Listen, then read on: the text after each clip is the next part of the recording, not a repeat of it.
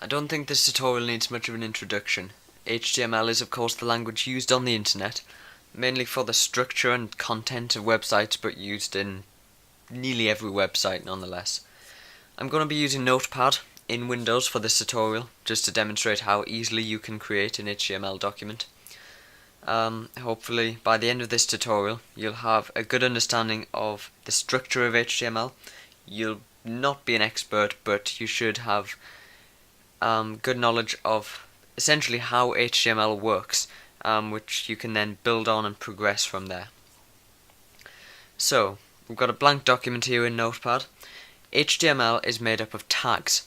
Now, a tag is how HTML defines different areas and sections of the document, and it's how a web browser would read and interpret the code essentially. So the first tag you need in HTML is simply the HTML tag. Now most tags in HTML need opening and closing. So see up here we've got the opening HTML tag, simply the word HTML in between these symbols. And then down here we've got the closing HTML tag, which is nearly the same of course as with a / put in there, and that defines a closing tag. So everything in this particular HTML file will now go in between these tags. So I'm gonna use tab to indent the tags within it. It's good practice, it makes HTML much easier to read. So within the HTML tags we have two sections. We have the head section, so we have an opening and closing head tag, and then the body, which needs an opening and closing body tag. So this is simply the basis and the basic structure of an HTML file. So I'm just going to go through some vital tags and some really basic ones that you need to know to start building websites in HTML. So in the head section, this is where like information about the page would go. In the body section, this is where the actual content which is displayed to the user would go. So we'll start in the head section. All we really need up here for now is the title tag. Now this is the text displayed in a web browser's title bar. So we'll just stick in there hello world, for example.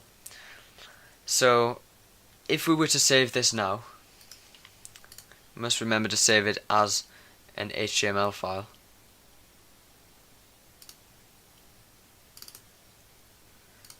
You can just change in Notepad the save as type to all files and then type .html simply as the file extension.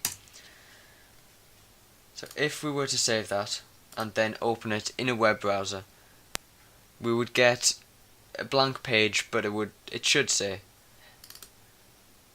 hello world in the title bar. Okay, so we've got a blank page, but it says hello world up here in the title bar. So now we want to add some content to the page. So usually the first thing you would want is a title. HTML has some handy heading tags. We've got H1, which would create the biggest heading. A heading in terms of style simply increases the font size and makes it bold. So that would be opened and closed, just the same as the other tags we've used so far. Then after H1 you have H2, H3, H4, H5 and H6, which get smaller each time. So H6 would be the smallest heading you could have. So H1 would be the main heading, then you'd use H2 as a subheading, for example. So we're just going to use one for now and stick hello world in there. And I'll keep switching to Internet Explorer so you can see the progress we're making. So now we have a heading, hello world. Obvious, that's what we've just created there. So after the heading you'd want some text potentially, and maybe a paragraph of text, so we'd use the P tag. P of course for paragraph. This is also opened and then closed with the text inside.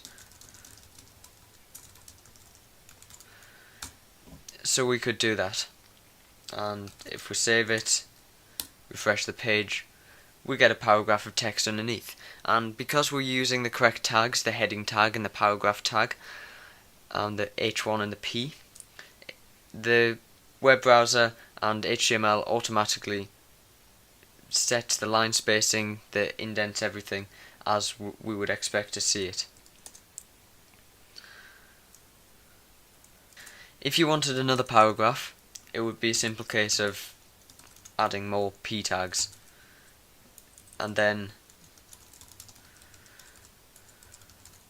if I just do that, you'll see there's another paragraph there, again with the line spacing automatically added for us. So you're building an HTML web-based website, you may want an image. So we're going to create an image. Again, I'm doing all of this from scratch just so you can, to hopefully help you understand exactly how it works. So if I just create a new image, let's call it image.bmp.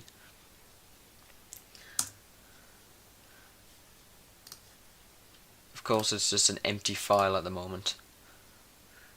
So we can just create an image. Of course it doesn't really matter what's in it, because it's the HTML we're working with here. So we've got an image. We're now going to look at the tag we need to put the image into the web page. So this uses the img tag. But of course an img tag alone wouldn't get us much of an image. The way this one works is we set properties within the tag itself. So we set the path to the image file. And we use src for this, and then it's equals and open and close quotes. And within the quotes we put the path. So I can just use a relative path. I'm not going to go too much into how relative and absolute paths work, but essentially relative path I can simply type image.bmp, and since it's in the same folder as this HTML file, it will work. I could of course go through the full thing by typing like c:\documents or whatever it is in your version of Windows, etc. But there's no need since they're in the same folder. If it was in kind of an image folder, it would be images/images.bmp. If it was in a folder one level up, you use .. to go up a level. This is when using relative file paths, which is usually much easier. So also in the image tag you can set things like width. You would do it in the same way. You could do it in pixels, you can do it in percent. If you don't put those properties in, then it just displays the original size of the image. So the image tag doesn't actually have a closing tag, because if you think about it, we define everything about the image within the tag itself. So if we opened and closed the tag, there's nothing to go inside. So what we do, we can't just leave it like that. So it's a self-closing tag. We just put a / at the end of the tag before, like, essentially closing the opening tag, and that makes it open and close all at once. So if we save that and go back to our web page, we can see that lovely image I just created in Paint. So it's as simple as that to add an image to a web page using the img tag. So I'm going to quickly go over a couple more tags that you would use on a regular basis. If, for example, we had another sentence in this paragraph. This is my first web page. I hope you like it. Just so you can see what that looks like, as you'd expect. This is my first web page. I hope you like it. But what if we wanted that second sentence on the next line? Yes, we could use another paragraph tag and put it in a new paragraph, but that's not just the next line, that's a couple of lines down. If we want to do that, we use the break tag for just a line break, and that's simply BR. Now again, there's nothing that could go inside of a break, so this is another self-closing tag. Now you could just do it like that, that would work in HTML, but that's probably a better way to do it. So if we save that and have a look at the results, you can see it just goes on to the next line without leaving any spaces. So the final tag I'm going to show you in this tutorial, probably not one you'd use loads, the HR tag. Now this creates a horizontal line across the page. So again, there's nothing that could go inside a horizontal line, so it self-closes. It's as simple as that. It'll sort out the spacing for us, hopefully. And we see we get a grey line across, so you could use that to separate different sections of a web page. So we've created a basic HTML page. Just to recap, we've got the HTML tags, which everything else goes in, and then inside the HTML tag we've got the head and the body tags. Inside the head tag we put the title tag, which is what displays in the title bar of a web browser, and inside the body tag we have the heading, the paragraph, the horizontal line in this case, another paragraph, and an image. Not a fantastic web page, but that is the basic structure of HTML. This is the kind of thing you need to know to start building advanced websites, so hopefully you now understand how tags work. You open them and close them. Various tags self-close or don't need to be closed because they have no end tag. Of course, this web page is not on the internet, it's just on my hard drive, or in your case on your hard drive. No one else will be able to see it. To get it online you'd have to find a web host and upload it. There are free ones out there, but again I'm not going to cover any more than basic HTML in this tutorial.